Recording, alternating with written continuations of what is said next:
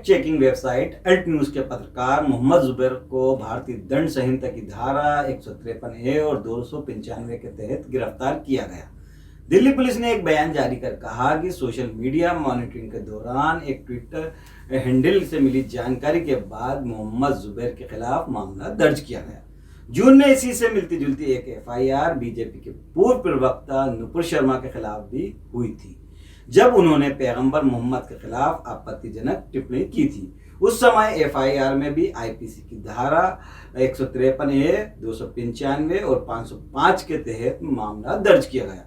अब अहम बात यह है कि दोनों मामलों में FIR दर्ज भी दिल्ली पुलिस की स्पेशल सेल की FIFSO यूनिट ने की। ऐसे में कानून के कई जानकार सवाल पूछ रहे हैं कि जब दोनों की FIR में एक ही धाराएं लगी हैं तो एक व्यक्ति सलाखों के पीछे और एक सलाखों के बाहर क्यों? नमस्कार, आप देख रहे हैं नारद मुनि लाइव और मैं हूं आपके साथ जुबैर कुरैशी।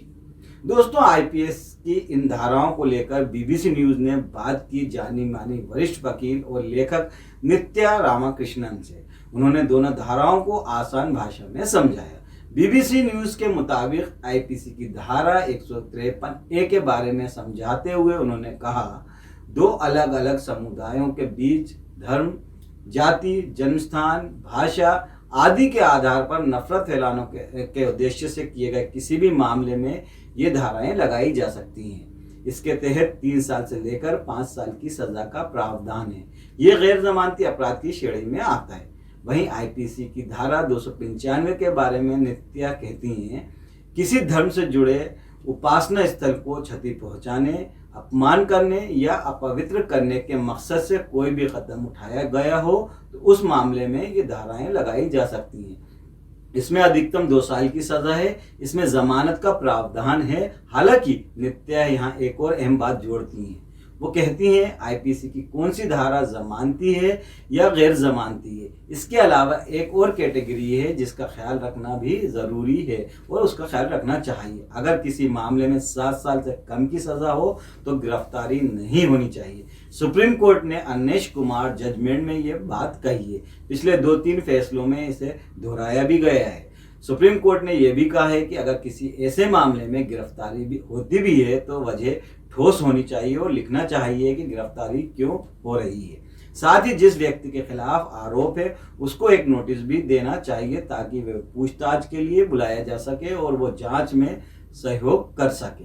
अब ऐसे में ये जान लेना जरूरी है कि मोहम्मद जुबैर का मामला क्या है और नुपुर शर्मा का मामला क्या है और दोनों में समानताएं और अंतर क्या है। दिल्ली पुलिस के मुताबिक 2018 में मोहम्मद जुबैर ने एक फोटो ट्वीट किया था जिसमें हनीमून होटल का नाम बदलकर एक हिंदू देवता का नाम लिख दिया था। एक ट्विटर यूजर ने उस ट्वीट को शेयर करते हुए लिखा कि इससे हिंदू देवता का अपमान हुआ है। मोहम्मद जुबैर ने अपने ट्वीट में उस फोटो को 2014 से पहले और बाद के शासनकाल से जोड़ते हुए एक तरह से तंज कसा था। वैसे कि जिस फोटो को मोहम्मद जुबैर ने ट्वीट किया था वो एक हिंदी फिल्म का सीन भी है।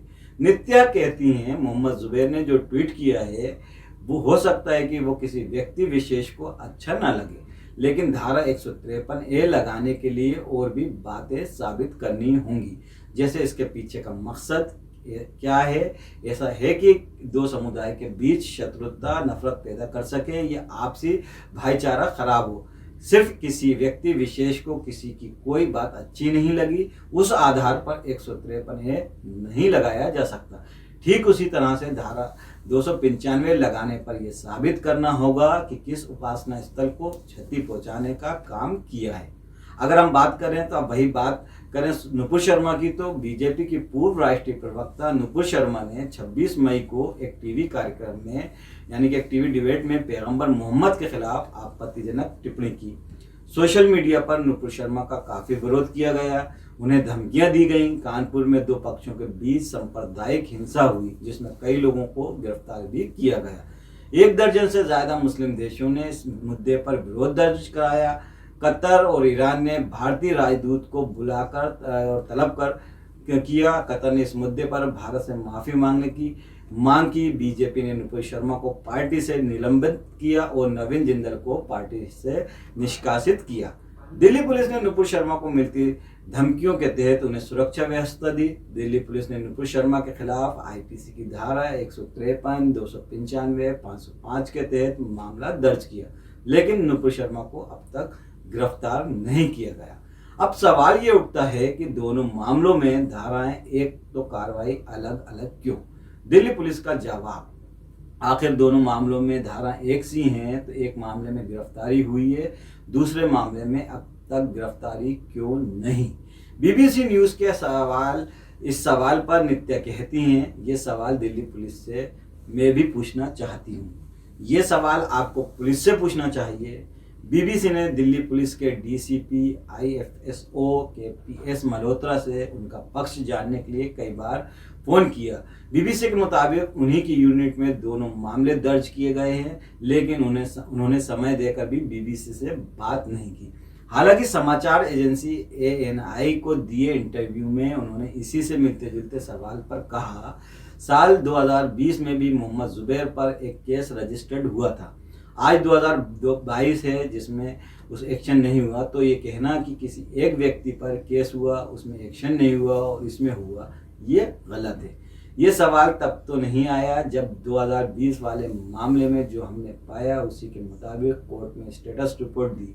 ये पिक एंड यूज नहीं है जो इन्वेस्टिगेशन में सामने आ रहा है, उस पर एक्शन हो रहा है। हालांकि एक सच्चाई ये भी है कि 2020 वाले मामले में मोहम्मद जुबैर को हाई कोर्ट ने गिरफ्तारी से सुरक्षा दे रखी है।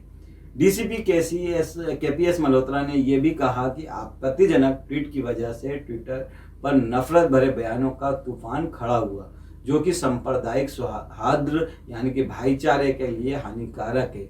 इस मामले में डिवाइस और इरादा अहम था। मोहम्मद जुबैर इन दोनों मुद्दों पर बचते नजर आए। फोन को फॉर्मेट कर दिया गया था, यही वजह गिरफ्तारी का आधार बनी।